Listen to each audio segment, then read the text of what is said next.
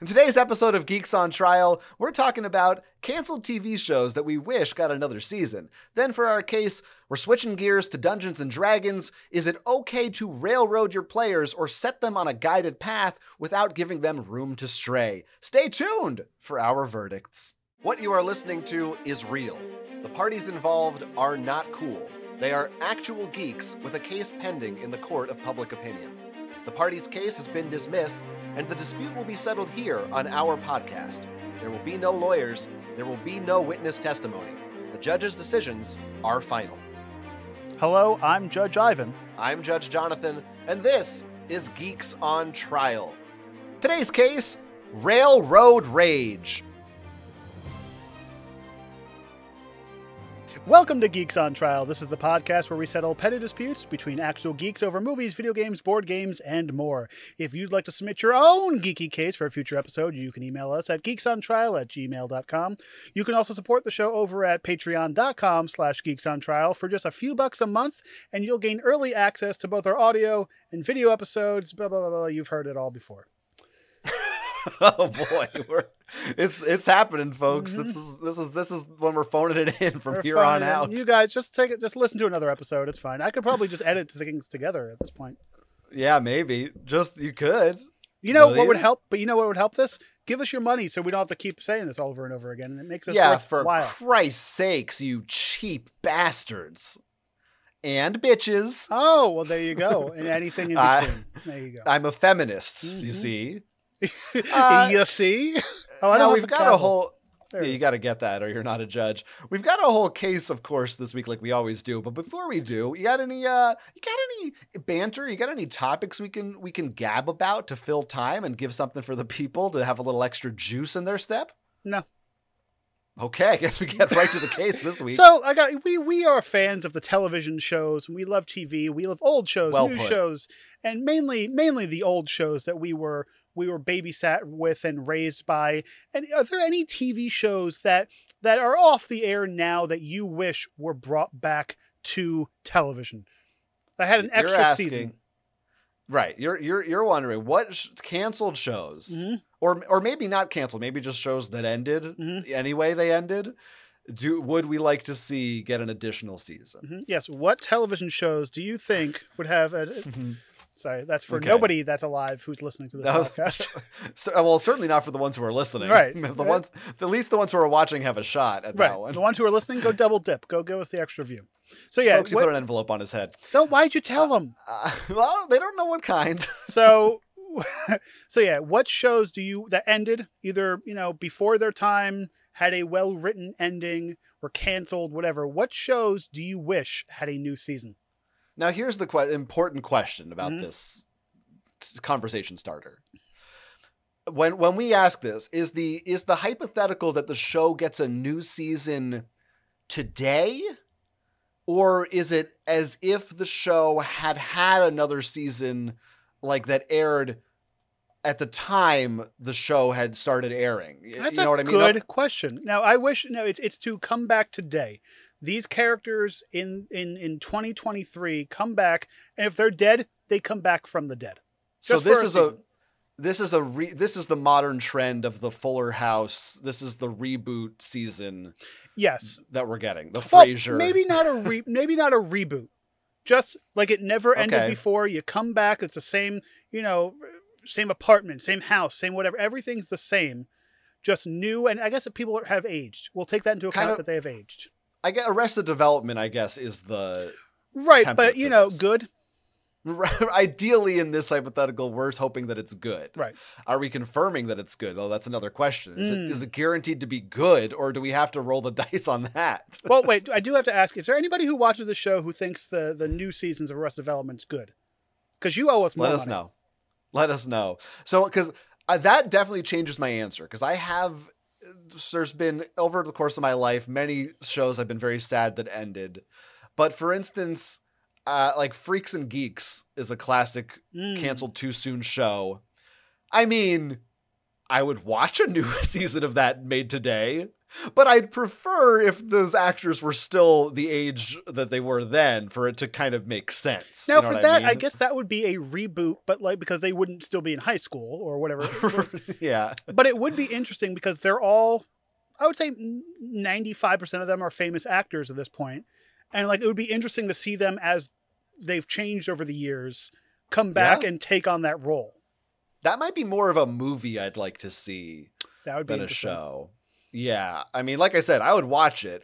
One of the first ones that, I mean, this is hard. The first, like another one is the show Angel. Okay. Which was really, like, not only was it cut off in its prime, like they had planned out one more season. Oh, so there was another season in the books. It like ends on a cliffhanger and it's like, there was supposed to be one more to wrap it up, but I think it wouldn't, now the time has passed, the actors are too old, it wouldn't make sense. Like I want that season. I don't want the now. Well, that's why I said, this season, because it's like you have to take into account like, okay, can they still act? Like would, Dick Van Dyke is still alive. Would I love another season of the Dick Van Dyke Show?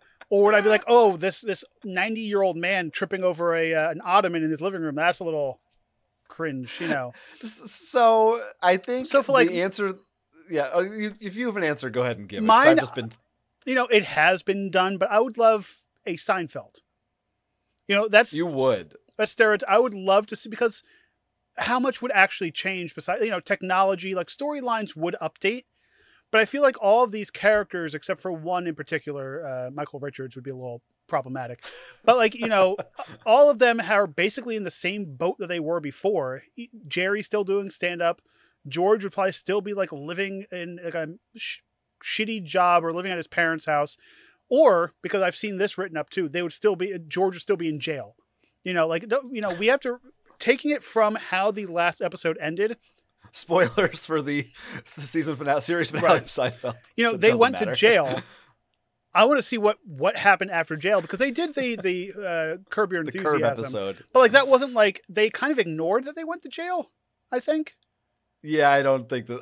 I mean, I think it was. I don't remember the specifics. I don't think it was like they got life imprisonment. No, they got, what was it like? They were like for a year or whatever. I don't remember. Yeah, but I want to see them like, okay, he's clearly not in the same apartment. Like, where are they now? Kind of thing. That kind of interesting. Because if you're taking their characters on who they were, they're all doing the same things. See, so the approach you're taking is very different from the one that I would take, which is shows that I feel like were wanted to do more and were cut off too early. And I feel like the Seinfeld example is you just want more Seinfeld because you like Seinfeld and you want more of it. Like, well, I didn't like the ending of that, because it's like that story could have gone on, and like there was supposed to be another season, but Jerry said no.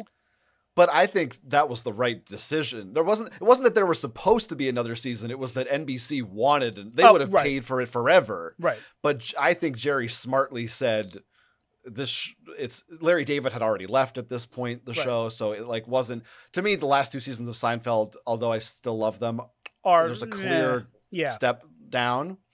So I'm like, there's been enough. Not that I wouldn't watch a new season of Seinfeld. Of course I would. But I like these shows where it's like, okay, where are they? Like shows like Seinfeld, or even like Always Sunny in Philadelphia. That's still on the air, but it's like, well, I guess Always Sunny is basically the modern day Seinfeld, kind of. But like, every 10 years they could do a thing. It's like, like a movie, or like a one-off episode. It's like, what are they doing? Because like that kind of like always lives in my head too. It's like, if they were still in New York, what would they be doing? Somebody would be married. Somebody, like Jerry would get an iPad. Right. I don't know. What was another show? Because I guess like, okay. No. Like another show that ended out with for me would have been a Night Court. Okay, so you're going way more classic TV than I am, but go on. Yeah, because that's still, I never watched Night Court. For me, Night Court is one of those shows that it's like, or classic TV is always like the quote unquote brain off shows. It's like, I can have it. I know what episodes happened. I watch more classic TV than new TV. So like Night Court never had a final episode. They were canceled literally, I think, the week before they had their final episode. So that would be another movie one for me. Yeah, right. But Night Court had a fair amount of seasons, didn't it?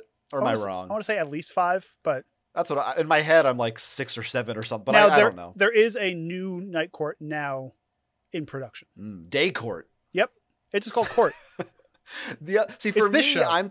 I'm thinking more specifically of especially narrative shows that didn't get. I mean, I guess Night Court, but to me, it's more of a sitcom-y kind of a show, right? But like Hannibal is a show that I loved that. They were like their next season. I don't know if you haven't watched Hannibal, you really should. By the way, it's on my very long Silence list. of the Lambs. Yeah. But their next season they were planning to do their take on Silence of the Lambs. Okay. And that's one that I think if they did it today, they still could. Like it's been a while, but the actors still kind of look the same. You could get away with doing it. But like because that was a network show, correct? It was, but it was. Why? It was a very, they got away with a lot. But like, why didn't they could still do it and like get picked up by Netflix or like, there's a lot of these shows that were like, I think they tried. I think they shopped it around and now it's, as the further you go on, the actors get busy. Right. The rights are messy. It's a whole thing. But that would be another big one for me. But yeah, it's definitely a much harder question for me when we have to assume it's being made now. That does change a lot for me. That makes it more specific because I don't know how many shows I want to see. The animated shows maybe is a good one. Maybe I want another season of Mission Hill or The Critic. Well, because it always amazes me that The Critic only had 2 seasons. Yeah. And like maybe some web series, but like that's a show that like The Simpsons has gone on for 34 years, yet this spinoff didn't. Like the better shows always fail in my eyes. And it's weird. Like that's another one, The Critic.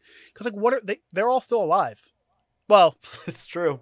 Who played the old she's not alive. Yeah, what's her name? Greta? I don't know what her name was. The makeup lady or whatever she was. I don't know what she But there's always that monkey's paw. That's the problem. Especially now we get to see this. I mean, this is happening frequently. Right. Some shows like Party Down might have been one of my answers, but we did get a new Party Down season, and I actually thought it was really great. Veronica Mars got a new season, which was not as great.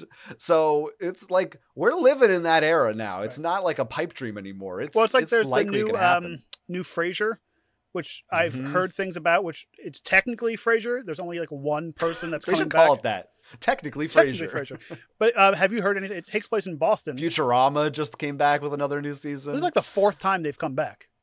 Right? That's correct. Animaniacs and Tiny Toons now have new seasons. Yep. So it's not just adult shows. I'm trying to think, like, I wish The Simpsons would come back, like, from season 10, where they've ended in my head.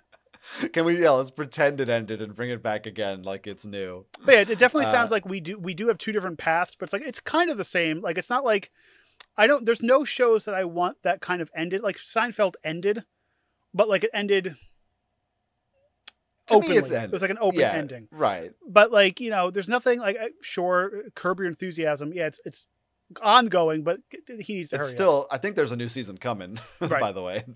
But I mean, I have to just say the word Firefly. I don't think I've said it yet, but that's again, like I said, I do think you can make a cool Firefly today with them all older. And I guess the one that we both haven't mentioned would be Community, which it got 6 seasons. And now it's getting a movie. So like, I don't feel like that one needs another season. Is it actually getting the movie? It is. Now that the strike's going to be over by now, it's they're doing it. I mean, okay. they were literally. I mean, I don't know how much you've been following it, but like they were supposed to shoot it this summer. Oh, were they? Okay. Yeah, they were like literally about to go on set before the strikes happened. But yeah, I don't know how many canceled shows. I'm sure if I like sat down and like went through all the shows that I watch, that I would want another. Like, I'm a huge fan of 30 Rock. That ended properly. It was on for 30 Rock might have been on for like maybe a year or two too long, but there's lots of Netflix shows I know people love, like BoJack Horseman. I know they wanted another season for that, but I can't think of any that I feel really too strongly about, to be honest. I know a lot of people get mad about the canceled Netflix shows, but Santa Clarita Diet was one I liked, which is also an actual like proper ending to like Arrested Development would have been nice. That's again. I'm like, they tried. I don't need. They're done. But they didn't they're done. But they didn't try to like end it. They just kind of like tried to keep it. You just want closure. Oh, Last Man on Earth would be a one for me. That show ended on a cliffhanger, and I did really love that show. All right, so we had some good answers there. I think some obvious ones, maybe some less obvious ones. But TV, it's out there. Let us know what you think. Is there a TV show that you'd like to see come back? Probably some more modern ones too, because maybe those are the ones we're not talking about as much. Right. I don't watch new TV. I don't know, man. I don't know either. I'm sure I'm forgetting some, but also 2 or 3 shows that are extremely important to me that I'm just not thinking the of. Second we click stop recording, it's going to be, damn it. That's what it's going to be. Well, it's time to stop deliberating over these things and deliberate over another thing. Okay. As we get to today's case, which comes to us, by the way, from the internet. Oh. You can find a link in our episode description if you're curious. Our defendant today is Drake. No, not the Drake. This is just another guy. Maybe it is. I don't know. Drake just started DMing a brand new Dungeons & Dragons campaign, and he's having some trouble with his players.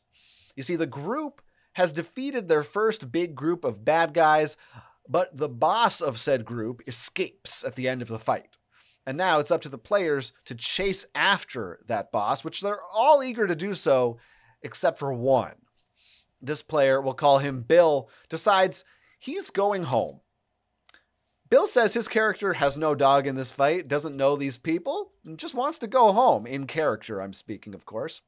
Drake warns him now that there is a cataclysmic event that is coming that will kill everyone in this town, and that if he goes home, his character will die. Being told this, thanks, that was really good. Yeah. Being told this, Bill finally begrudgingly acquiesces and moves on with the rest of the party to pursue the boss, but he's not happy about it. Now, as dual judges here on Geeks on Trial, it's our job to determine whether Drake was making a mistake or if Bill shouldn't have died on that hill. All right. I like that one. I see you like that one. That was good. I knew you'd like that one. So it's in the title of our episode. This was a term we talked before the show you hadn't heard.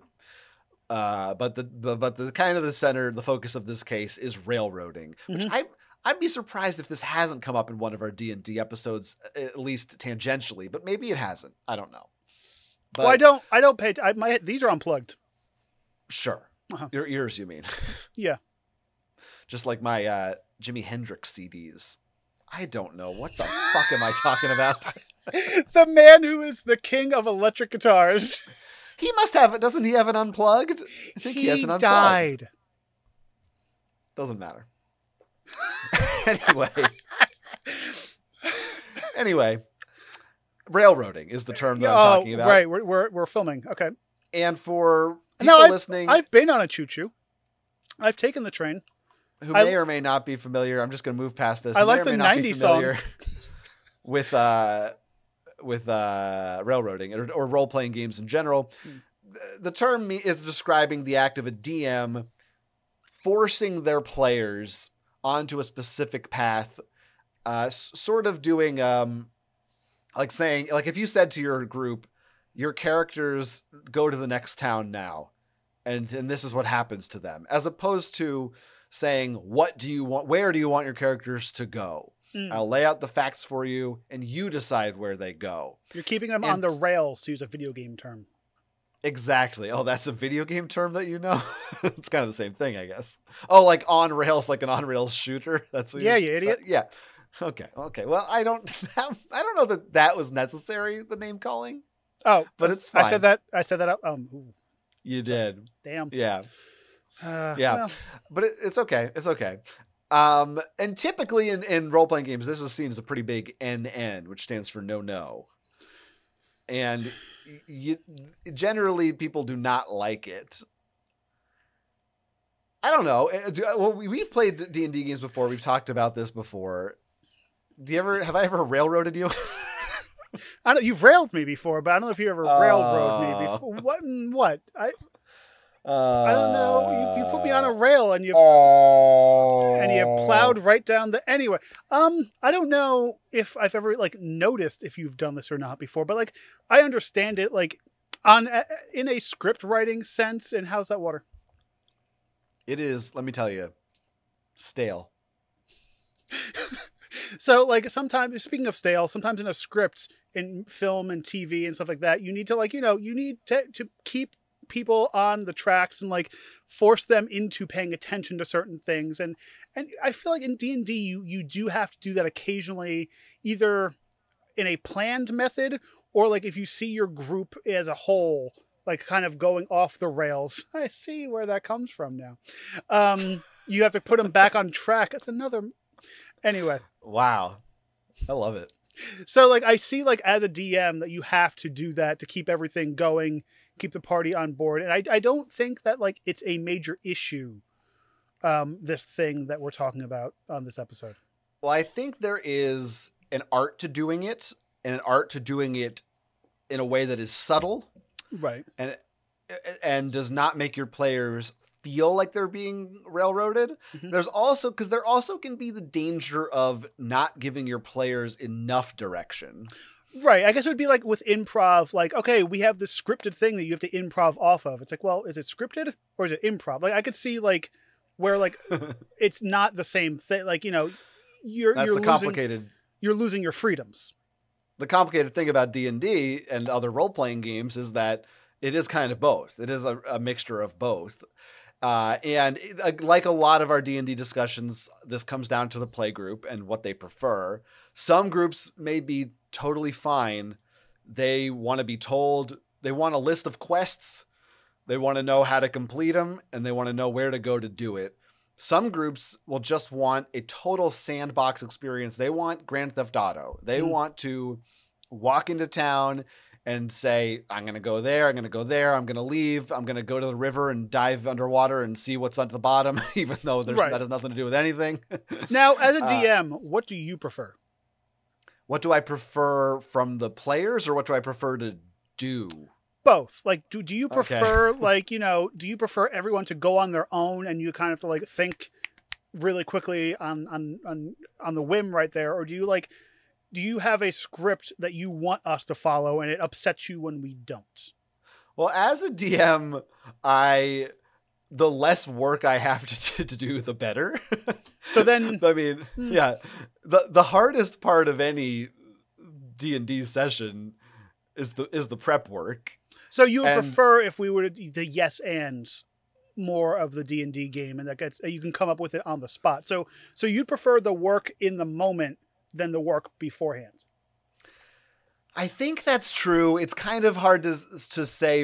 It is kind of a mixture of both ultimately, but I definitely am always very happy when the players are coming up with an idea on their own.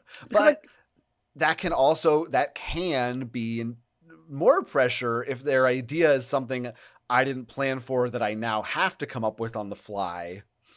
But it also, like, I guess that also it includes you in the game. So you're not just being there as a teacher and just, like, guiding us.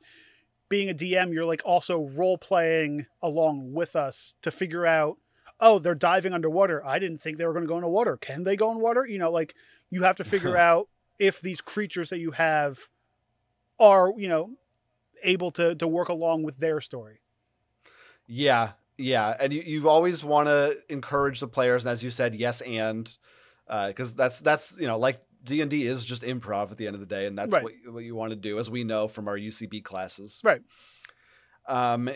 So you want a little bit of both, but I do think there have been D&D sessions with us where I have felt, I wish that I prepared more. You always wish you prepared more. I don't think anyone's ever had a D&D session where they're like, I prepared too much, because your players are always going to surprise you with something. It's inevitable. Right. But it can be a problem if your players on my end, I want to feel like I've given them enough so that they know what their quests are and they know what their options are to do. Right. But players also need to do a little bit of the work and remember what's happening and decide what they want to do. So I do think you need a mix of both, in my opinion, for the ideal D&D game. Because I can see it going wrong where it's like, oh, we were doing this and this and this, and then going so off the rails, and it just being a miserable time because you're back there trying to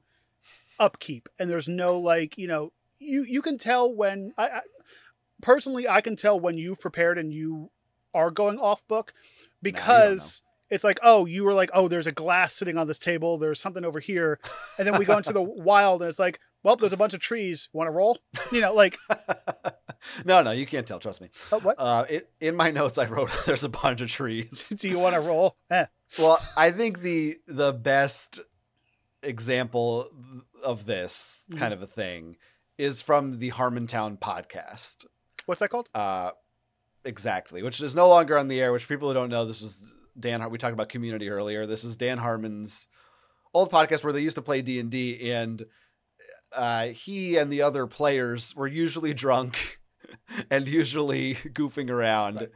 And the poor DM, Spencer, who people made later on, they had a whole spin-off show, which was Harmon Quest also, which was a similar thing. Right.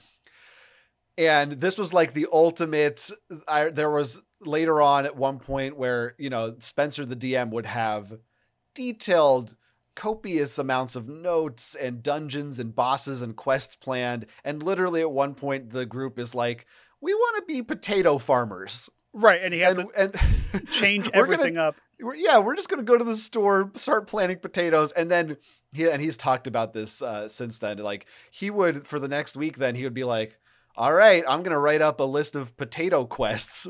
And then they would be like the next week, we're doing something else now. And this is an extreme example because this is literally like an for comedy show, right? Yeah, and they're also like drunk and don't remember what they did last week. But that's kind of the worst case scenario for a DM where they just are cutting you off at every turn and doing the opposite of what you think they're going to do. Right. You want them to, like, at some point, usually for a D&D game, you have like a boss in mind. You have a goal, plot. Right. Yeah, you kind of want them to, unless at the beginning of the game you just establish this is we're playing Stardew Valley. You guys can just do whatever you want, which at some RPGs, I would argue there are better RPGs for that than D&D. Right. So I don't think like our games never got quite the worst thing that ever happened for us, I feel, was me being like, I wish that I had done a better job communicating, or you guys had done a better job taking the initiative to want to do the things that I want you to do. Well, you have to roll for that.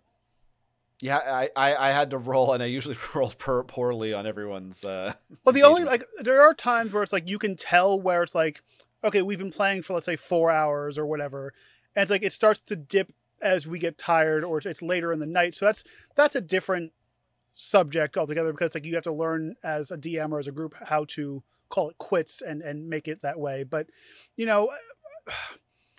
the rail, like the rail, what is it called? Train tracking? Railing. It doesn't running train tracking doesn't like it wouldn't offend me in like my creativity, because like I guess it depends on the DM, because I could see like somebody being like, no, you're sticking to the script. Oh, but I want to go open that door. That door's locked. Like stuff like that. And it's like, well, why don't you let them try it? And like, that's part of the game. And like a lot of these stories that we read and talk about D&D, it's either, the DM is too power strong and like, this is my game. You're going to follow it my way. And I could see that being unpleasant. But at the same time, like you've been hopefully playing with this person for long enough that you kind of know how this game goes, or it's agreed upon. Yeah, what you're saying, I think, is the worst example from the other end, is if the player's like, I want to do this, and the DM literally says, you cannot do it.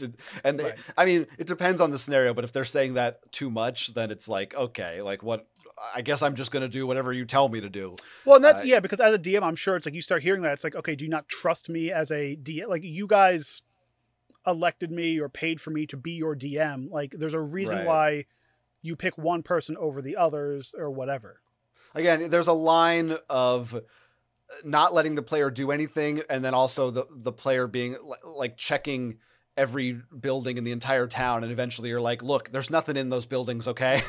Just go to the building I told you to go to, please. Well, it's funny, like as a gamer, like there will be open world games, and I'm the kind of person who is like, okay, yeah, there's a main story, but I'm gonna go smash every pot, go check the mail. Of course. Like, I'm that kind of gamer that's like, oh, this game only takes 12 hours. You had 200. You know, like I'm right. But that's open world video games is different because it's like you're meant to go explore this area for the most part. Right. It is very different. It's a similar but different thing for sure. Now, in this specific case, you mentioned knowing your DM. According to Drake, this was their first session. Ooh, so this was session 1. This was the start of the campaign. What do we think about? Hey, everybody, I'm telling you now, this town will explode. The party must move on. Mm-hmm. This guy's saying he's in character. I want to go home. Does this, we've kind of established how I feel about railroading in the abstract, but is this, I don't know, does this cross a line? Is this, do you sympathize with one or the other right now? What's your first instinct of like, if this happened to you, if you were the player in this game, would you feel like the town exploding and you needing to leave be railroading? No, it's just part of the story in my opinion. But like, if I actually wanted to be like, hey, if you were as the DM were like, hey, this is going to explode. The house you are going to is about to be on fire and you will die. But if I still like, oh, that's fine, I'll go do it anyway. Then you have to like give me like, don't hold my hand and be like, okay, now you know this issue, you can't go do it. You're a grown player. If you are okay with restarting your character, then, let me go do my thing. But like, also like to switch roles. If I was the DM, I would make his death hard. Be like, fine, you're going to do this. You're on fire. All your resources are gone. You're starting from level 1. Like, Yeah. For context, from what we understand from the case file, this is the reason the boss was escaping the town is because it was going to explode or some kind of magic explosion. I don't know what it is, but everyone's going to die. And that's what it's called. Magic explosion.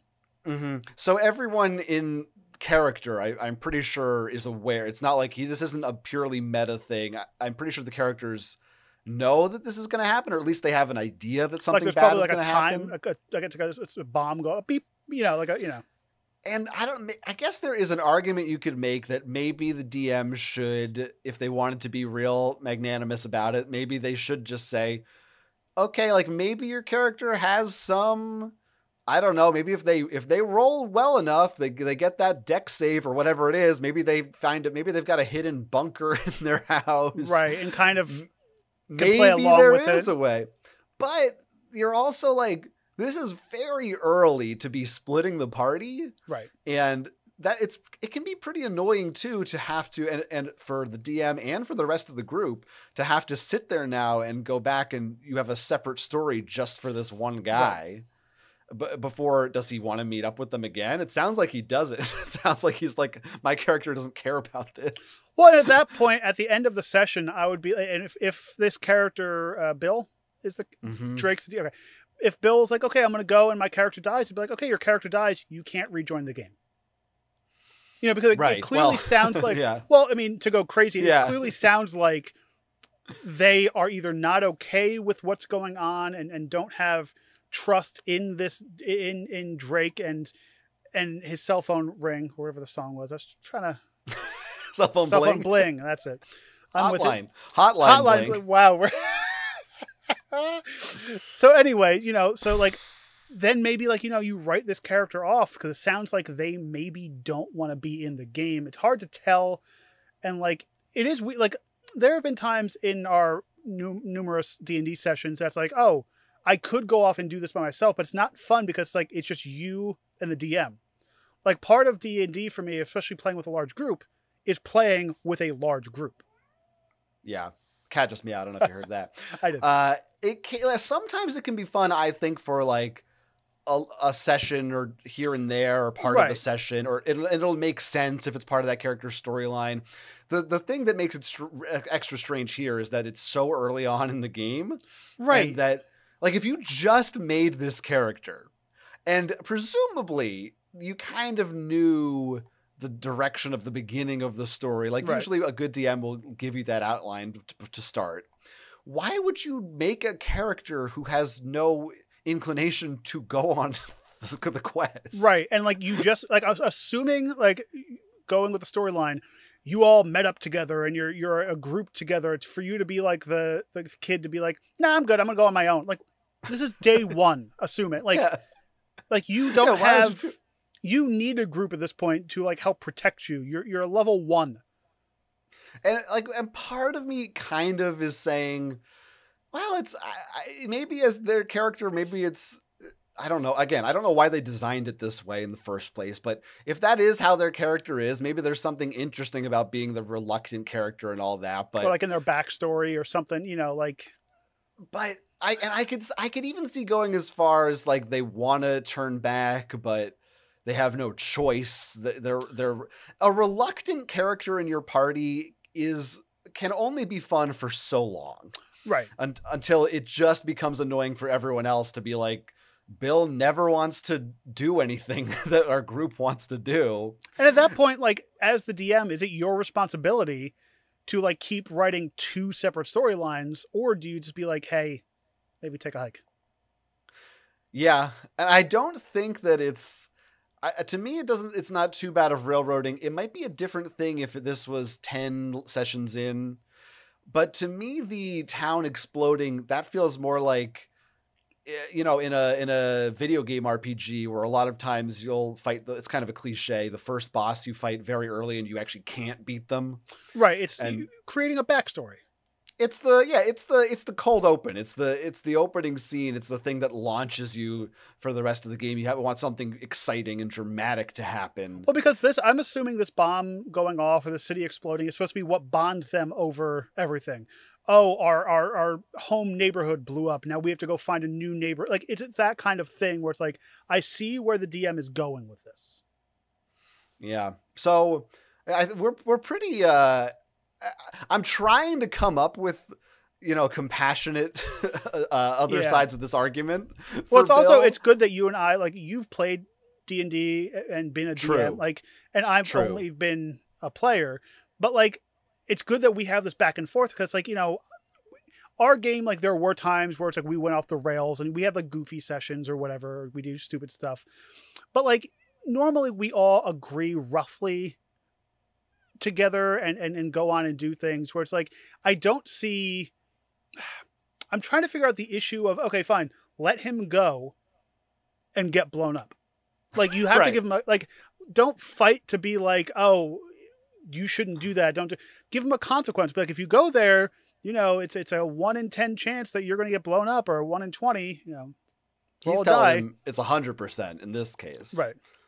Well, yeah. And I guess so what would have to happen? Like, presumably if he wants to go through with it and he's gonna, it sounds like, or no, he didn't. He did agree to finally be like, okay, fine. I don't want to die. Right. Had he done it, then I guess he just would have been mad if he died. He would have had to create a new character. And then it's like, well, would that new character have also not wanted to go on this adventure? Like, does he have the right to be mad though? Because he was literally told, you go this way, you touch the stove, it's going to be hot. Well, I think he's mad that was what was told. He wants, from his perspective, for him to he believes he should have a chance to get through it. It sounds like to me, in my opinion, that Bill is a former DM and he kind of wants to have a little bit of control over this. Oh, I don't like what Drake's doing. I want to do this myself, which is a bad butting of heads to begin with. You know what I'm saying? Like I kind of get that vibe of like, he thinks his storyline is better, but this is also without character syndrome, without having a background to what their characters are, but they really don't know what their characters are. It's day one. Yeah, right. It's day one. Yeah. It definitely feels like he's got his own idea in mind of how this is going to go for him, which doesn't vibe with the rest of the group. And like, that would be upsetting as a DM, in my opinion. Yeah. I mean, I think it's pretty clear which way we're leaning. I think I know which way I'm leaning. Oh, let me roll a die and see how I'm going to lean. Go ahead. Okay. I guess you'll find out with our verdicts. Next week? Oh, okay. Next week. No, right now.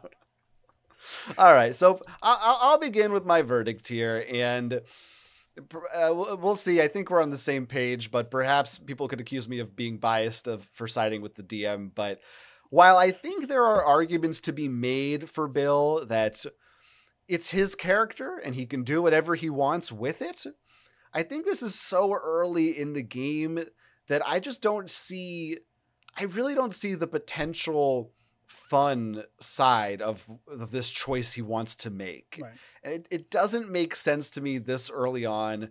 And even if you have an argument for him, this being within his rights, I still don't think that Drake is doing anything wrong by saying, well, look, this is my story.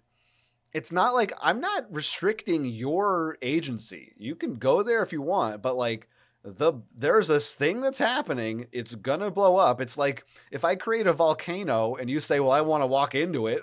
It's right. like you can, but you're gonna die. Right. So I definitely think he's not doing anything wrong. And this is 100% an easy not guilty for Drake. I definitely side with you on that because it's like Drake has a story in mind. And, if Bill wants to go and explore, fine, he can have that option and you have to, let him know. But I definitely think Drake is not guilty of trying to keep this story on track and didn't do that intentionally. And like, even if this is him trying to railroad the situation, it's a very light railroad. Like, it's not him being like, we need to stay in this area. You can't go do like there's an outcome. It's not like there wasn't an outcome. Like if there was like, oh, there's a city, but we're going to ignore it. No, this in planning, in the weeks before planning, he already said this is going to blow up. This might be your backstory. This might be how you get your superpowers. This might be, whatever. And then maybe if you're Bill, go back in time and be like, hey, let's go to the ruins and see what happened. Like take this time to like create your own story to help with this kind of thing. But I definitely think Drake is not guilty of keeping a group of people on track, which is what you need to do, or else it's just a shit show. So Drake, not guilty. Yeah, the more we talk about it, the more I really don't think it does qualify as railroading. It's like saying it's railroading if you're like, there's a goblin with an axe, and if you walk in front of him, he's going to hit you. Right. It's really just like, but I want to walk in front of him. It's not railroading. It's a plot point. Yeah, it's 100%. Now, give me an example. Like, what would be a really extreme railroading thing, in your opinion, or one that you've dealt with? I don't know that I have a personal one, but again, like a really extreme would be like, you enter a town and like there's a mage appears, and like if you said, okay, there's two towns you can go to, and they're like, all right, we're gonna go to the town on the right, and you were like, a wizard appears and casts a spell, and you actually end up in the town on the left. You know what I mean? Right. Okay. Like, that's like a real extreme example of like, no, you're doing what I say. Because I was even thinking like, oh, we enter this town. Oh, the town's closed for 19 days. You have to go to the other one to get your supply. Like that kind of like. See, that wouldn't stop me. I'd be like, let's get in there. This closed town. What's going on? That's enticing. But yeah, what you were saying, that's right. Yeah. I think that, as I said, Bill doesn't understand the meaning of railroading. And my pitch for his sentencing today, because he is guilty. Mm-hmm. Well, at least, he's guilty. The other guy's not Bill's guilty. Right. I think we show him the meaning of true railroading. We strap him to the front of a literal train, and he has to be zipped along a railroad track for like, at 100 miles an hour. Maybe one of the ones in Tokyo, the bullet trains, whatever, the super fast ones. The magnetic rail, the magnet line. He's got to experience the terror and thrill of moving at that speed for like a couple hours. I like that, and I'm just going to build on yours because we both agreed. He has to get constantly, somebody slaps him with mage hands. Just constantly getting slapped with mage hands right across the face, That's good. And this could be in character in the game or in real life. Whatever's easier. Whatever's more convenient. You can get your glove on and call it your mage glove, and it's your mage hands. This makes me want to play D&D again, which we did play during pandemic, right? Was it before pandemic? I don't know. But I want to play. Yeah. We've only played digitally, and I think there's a thing about playing in person. Which we've played in person. We have, but like that session, I think was only in digital. Well, if you need a holdover, if you need your fix, Baldur's Gate 3 is probably where you should go because that's extremely D&D. It's extremely faithful to the D&D experience. Have there been D&D video games that are like playing? Baldur's Gate is Baldur's one. Gate. Oh, they're owned by them, right? It's literally that's from Dungeons and Baldur's Dragons. Gate. Okay. Yes, it's the and there's more as well. There's been other ones. That's probably the most famous one. Anyway, that's our verdicts for today. But maybe people at home listening or watching this right now have different feelings. If they do, they can send them to us. geeksontrial@gmail.com is our email address. You can also use that or the form in our episode description to submit your own case to us about the world of geekdom. Could be from another role-playing game, a video game, a board game, a movie, anything geeky. And we'll stretch that definition as much as you want us to. We'll settle it on the show. Just email us, get it to us however you can. Carrier pigeon. Yep. Whatever. And, it could be stamp collecting, coin collecting. Serial killing. Making computers. Sure. You've mentioned serial killing a lot, and it's a little bit... Have I? Yeah. Anyway, if you want to send us some money and help us on our quest to becoming a bigger and better show and get past that orc, you can head on over to patreon.com/geeksontrial. Just send us a few bucks a month so we could buy the new books that are coming out for whatever D&D has to offer. And maybe we'll play D&D on our Patreon. We won't, but maybe we will. You never know. We could bring back maybe one of our friends, Will, to do another Patreon-only special. Who knows?